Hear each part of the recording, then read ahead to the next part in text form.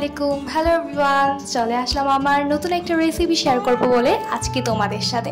So আজকে দেরি না করে চলো ঝটপট রেসিপিটা শুরু করা যায়। ফার্স্টই হচ্ছে একটা পাতিলে হচ্ছে পরিমাণ মতো পানি বসিয়ে নিচ্ছি, যেহেতু আজকে পাস্তার রেসিপিটা শেয়ার করব তার জন্য হচ্ছে পরিমাণ মতো পানিটাকে এখন হচ্ছে চুলাতে ধরিয়ে নিলাম। আর এই যে দেখো পানিটা এখন ফুটবে, ফোটার আগ পর্যন্ত হচ্ছে। আর আমি এদিকে খাচ্ছি হচ্ছে একটা স্লিপিং টি, এটা হচ্ছে একটা চীনের স্লিপিং টি।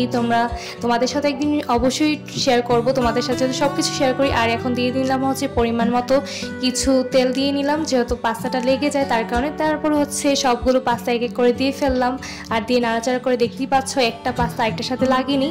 আর এখন হচ্ছে এগুলোকে হচ্ছে আমি উঠিয়ে ভালোভাবে ঠান্ডা পানি দিয়ে ধুয়ে নিব, ফ্রেশ করে নিব এগুলোকে। আর এগুলো দেখতেই পাচ্ছ কি সুন্দর লাগেনি। এখন হচ্ছে একটা পাত্রে একটা ডিম ভেঙে ফাটিয়ে নিয়ে হচ্ছে এটাকে কি সুন্দর করে আমি এটাকে মানে কেটে কেটে কাটার মতো একদমই করে ফেলছিলাম। আর এটা একটা বাটিতে উঠিয়ে রেখে দিলাম।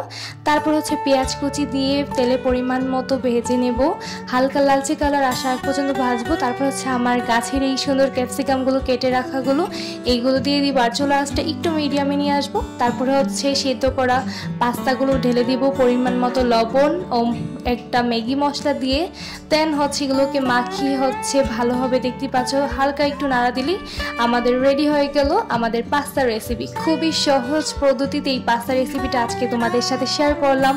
ভালো লাগলে অবশ্যই এই রেসিপিটা ফলো করে তোমরা বানিয়ে ফেলো মজার পাস্তা রেসিপি। সো আজকের মতো এই পর্যন্তই, সবার সাথে শেয়ার করলাম এতক্ষণ ভিডিওটা। ভালো লাগলে অবশ্যই আমার চ্যানেলটা সাবস্ক্রাইব করে এবং লাইক কমেন্ট করে পাশে থাকার অনুরোধ রইল। Thanks for watching my video. Allah Hafiz.